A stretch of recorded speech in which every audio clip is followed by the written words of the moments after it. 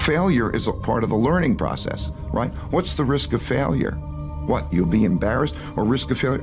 How do you distinguish failure from learning? To get past it, you gotta go through it. Failure implies that it stopped, that the game stops, right? If it's part of you're failing and then you learn, then that learning is part of the moving forward. To get past your failure, that failure in your life, you gotta go through it. You can't go around your failure, you can't go over your failure, you can't go under your failure, you can't ignore your failure. You need to grieve the failure.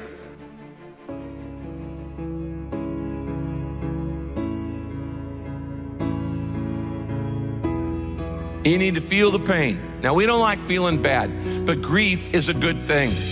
Grief is the way we get through the failure, and grief is the way we learn the lessons.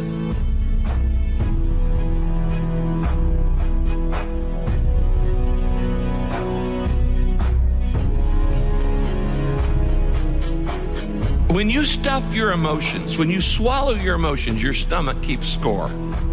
It's kind of like, what if you took a can of Coke and you shook it up for a long time and then you put it in the freezer? What's going to happen to it? It's going to explode eventually. It's going to come out sideways. And this happens in your life when you don't deal with your emotions properly.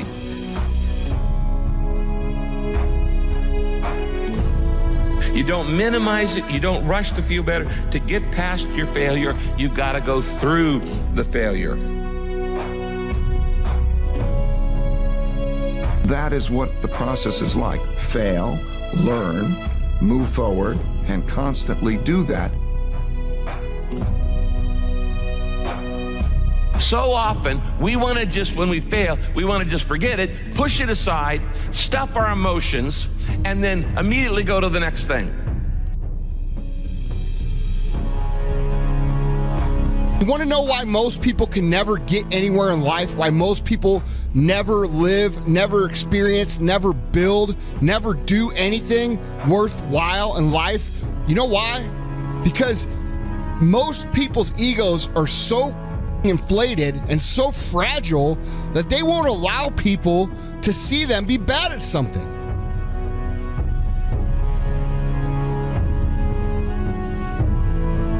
You know, and my mentality is like, I have a I don't lose mentality. And that's with anything. That's not just like, say, a sporting event or whatever. That's just life, right? Because life is nonstop tests, you know what I mean? And we're always being put to the test. There's always challenges, obstacles, etc. And I literally don't accept any of that as an impediment, as a negative. It's like, good, this is gonna make me stronger. You've never done something before. You expect yourself to be awesome at it. You haven't done the work. You haven't put in the time. You haven't put in the study hours. You haven't had the experience, but you expect to be good. And because you expect to be good, but you know you're not going to be good, you don't do anything. People are going to laugh at you. People are going to point at you. People are going to make fun of you. But if you understand that losing and getting laughed at and all these things, and you understand how to use those things to improve and get better, you're going to have the last laugh.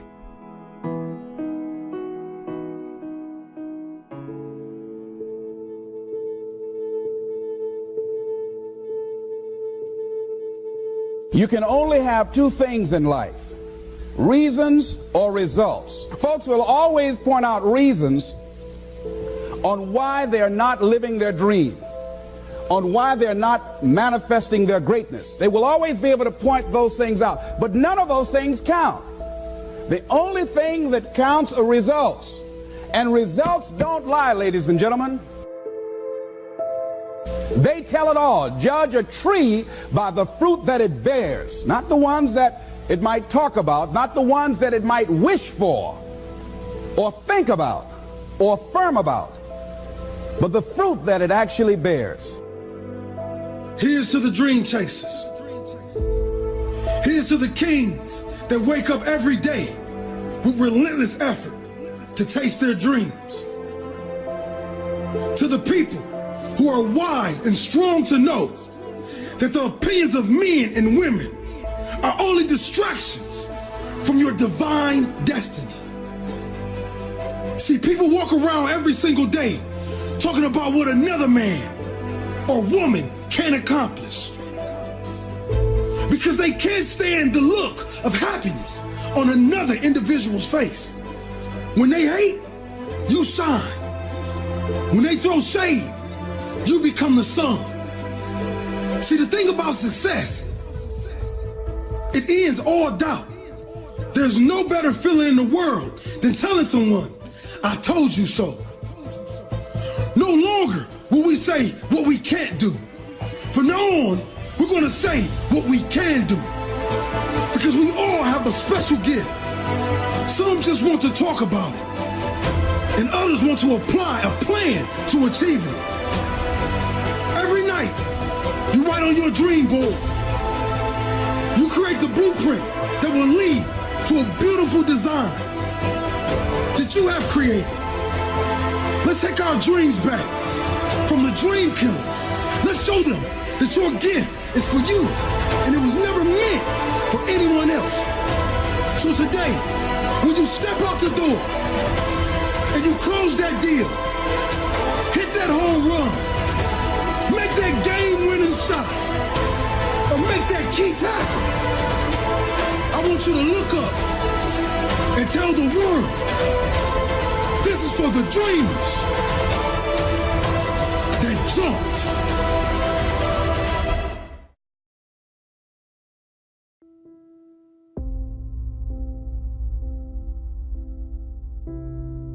All day long, you're going to have moments where your thoughts drift, and I use that word on purpose. You start to wake up to your life. Just start worrying about stuff. Why? Because it's a habit.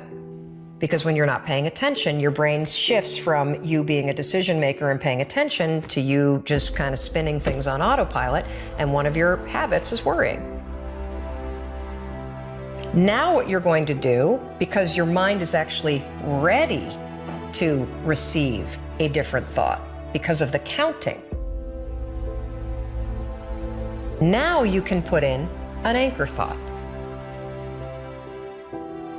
In some instances, trying to force yourself to think positive can actually make the worries worse. Well, the reason why is because it's really hard to just change the channel. What we have to do first is basically interrupt it and turn off the TV, and then turn it back on with the prefrontal cortex awakened. You catch yourself talking garbage to yourself? 5, 4, 3, 2, 1, switch it back. Get back to that vision that you have about toasting your success, or this customer being really happy, or you being proud of yourself.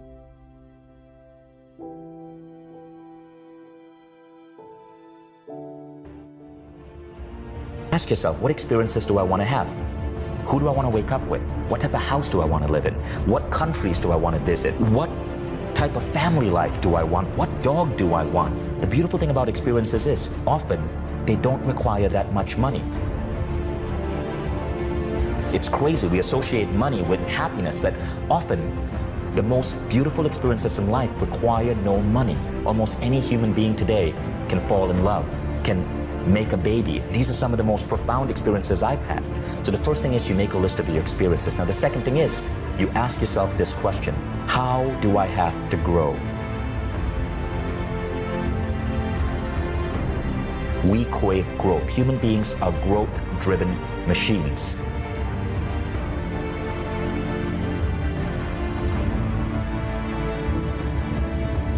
How do I want to grow? How can I learn to be a better father, a better spouse, a better lover? What languages do you want to learn? Do you want to learn a musical instrument? Do you want to learn to write? Do you want to learn to play a particular sport or learn a particular skill?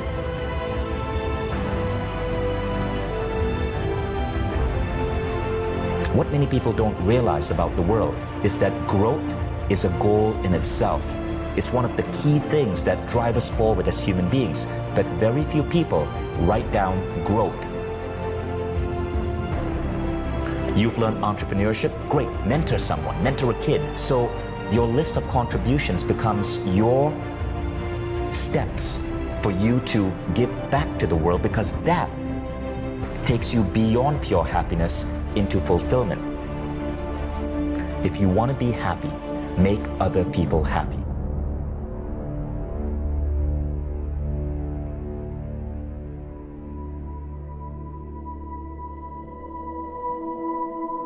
A person who can forgive nothing is a person who's totally destroyed psychologically and emotionally.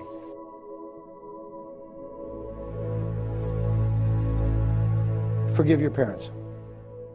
Forgive any relationship that you ever had that didn't work out. Forgive everyone else in your life that has ever hurt you in any way.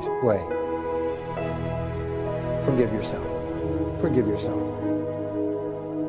When you feel that you are stuck in some situation, or when your affirmations are not working, it usually means there is some more forgiving to be done. Forgiveness of yourself and of others will release you from the prison of the past. Thoughts of bitterness cannot create joy. No matter how justified you feel you are, no matter what they did, if you insist on holding on to the past, then you will never be free. Forgiveness is a tricky and confusing concept for many people. There is a difference between forgiveness and acceptance. Forgiving someone does not mean that you condone their behavior. It really has nothing to do with the other person. The reality of true forgiveness lies in setting ourselves free from holding on to the pain. When you do not flow freely with life in the present moment, it usually means you are holding on to a past moment. Only in the present moment can you create your future. If you are holding on to the past, you cannot be in the present. It is only in this now moment that your thoughts and words are powerful. So you really don't want to waste your current thoughts to continue to create your future from the garbage of the past. When you blame another, you give your own power away because you are placing the responsibility for your feelings on someone else. People in our lives may behave in ways that trigger uncomfortable responses in us. However, they did not get into our minds and create the buttons that have been pushed. Taking responsibility for our own feelings and reactions is mastering our ability to respond. In other words, we learn to consciously choose rather than simply react. The person you were in the past is a different person than you are today. The person you are today wouldn't do those things because you now have wisdom, you have hindsight, you have intelligence, you understand consequences. So the person you are today is a different person from the person you were back then.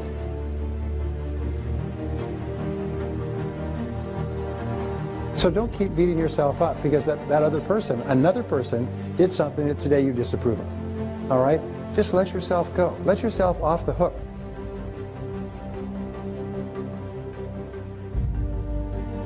And when you let it all go, it's almost like a huge burden off your back. You just forgive everybody and you forgive everything, and on a go-forward basis, you just forgive everybody. You don't have any negativities at all. No negativity toward anybody. You're just a positive person. And if you'll do that, if you accept responsibility, like yourself, and forgive everyone else, you become a truly superior person. Most amazing darn thing.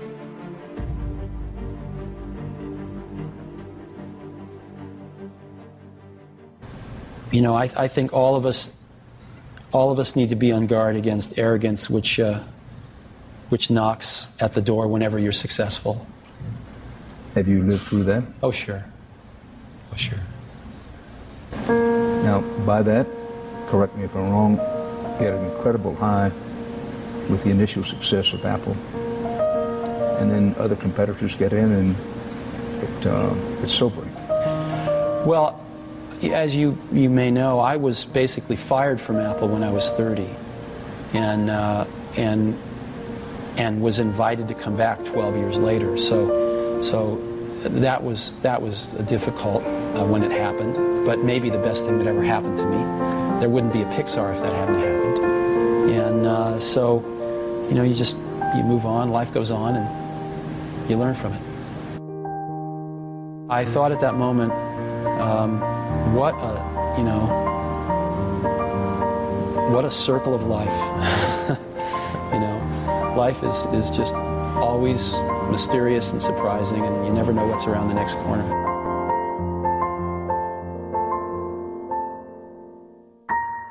I'd had like $106 in the bank, and like I said, I had to sell my dog, and things were not looking very, very good.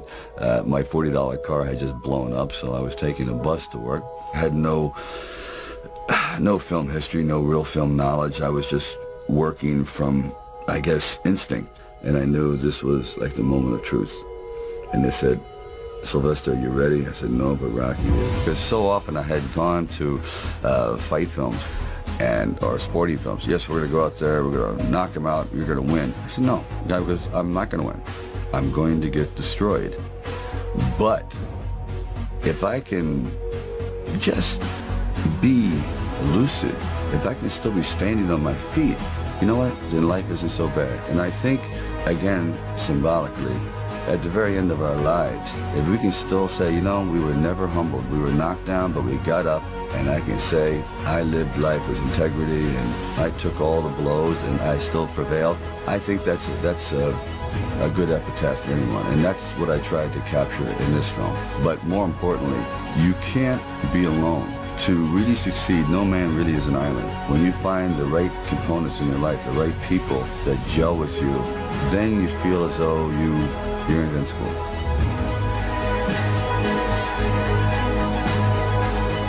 It's important, I think, so that people observe.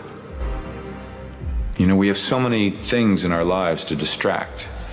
You know, movies and television and iPads and phones and texts and Twitter and Facebook and lots of things that allow us to create relationships that are distant.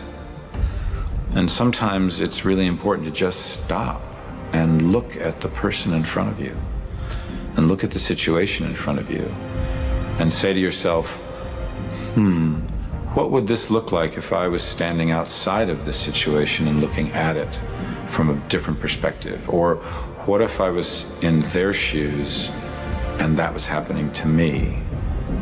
How would that look to me? Maybe that wouldn't look so cool anymore.